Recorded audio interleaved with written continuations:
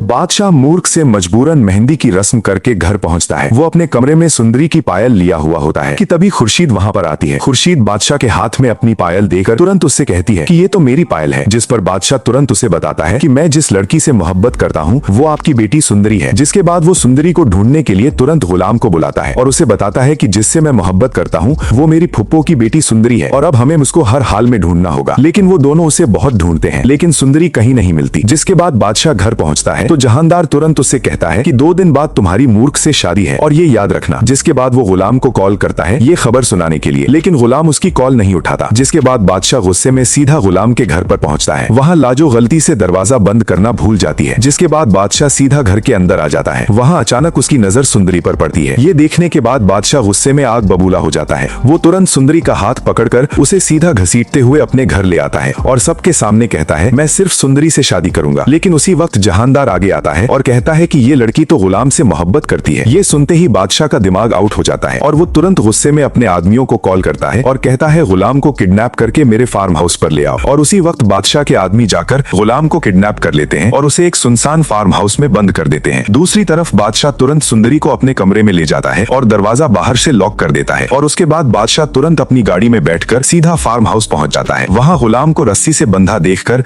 बादशाह गुस्से में उसका गिरबान पकड़ लेता है और उसे बहुत ज्यादा मारता है और कहता है तूने मेरी पीठ में छुरा घोंपा है। लेकिन गुलाम रोते हुए कहता है कि मैं और सुंदरी एक दूसरे से मोहब्बत करते हैं और तुम हमारे बीच में आ रहे हो। ये सुनकर बादशाह का गुस्सा और बढ़ जाता है और वो तुरंत अपनी गन निकाल लेता है और गुलाम के सिर पर तान देता है। लेकिन उसी वक्त वहां पीछे से जहांदार के खूंखार गुंडे आ जाते हैं और वो अचानक बादशाह पर हमला कर देते हैं, क्योंकि जहांदार ने इन गुंडों को भेजा था ताकि वो बादशाह को डरा धमकाकर मूर्ख से शादी करने पर मजबूर कर सके। जैसे ही एक गुंडा बादशाह पर गोली चलाने लगता है उसी वक्त गुलाम अपनी पूरी ताकत लगाकर रस्सी तोड़ देता है और तुरंत आगे आकर उस गुंडे को जमीन पर गिरा देता है। जिसके बाद गुलाम और बादशाह मिलकर जहांदार के गुंडों की बहुत पिटाई करते हैं और उनको वहां से भगा देते हैं। गुलाम अपनी जान पर खेलकर बादशाह को बचा लेता है। ये देखकर बादशाह शॉक रह जाता है और उसे तुरंत एहसास होता है कि गुलाम ने अपनी मोहब्बत को भुलाकर अपने दोस्त की जान बचाई है। और उसी वक्त वहां खुर्शीद भी सुंदरी को लेकर पहुंच जाती है। खुर्शीद बादशाह से रोती हुई कहती है कि गुलाम और सुंदरी की मोहब्बत बिल्कुल सच्ची है और तुम इन दोनों को अलग मत करो। ये सुनते ही बादशाह का दिल पिघल जाता है और वो अपनी जिद छोड़ देता है। और उसी वक्त बादशाह तुरंत अपने आदमियों से कहकर मौलवी साहब को वहां बुलाता है। मौलवी साहब तुरंत आते हैं और बादशाह खुर्शीद के सामने गुलाम और सुंदरी का निकाह करवा देता है। दोनों खुशी खुशी कबूल है कहते हैं। जिसके बाद बादशाह तुरंत वहां से अपनी गाड़ी निकालता है और मूर्ख के घर बारात लेकर जाता है और उससे शादी कर लेता है। तो दोस्तों मेरी प्रेडिक्शन के मुताबिक ऐसी हैप्पी एंडिंग होनी चाहिए। इसके बारे में आपकी जो भी राय हो कमेंट सेक्शन में लाजमी बताइएगा। वीडियो पसंद आए तो वीडियो को लाइक शेयर सब्सक्राइब कर दीजिएगा और ये हमारी प्रेडिक्शन है जो गलत भी हो सकती है।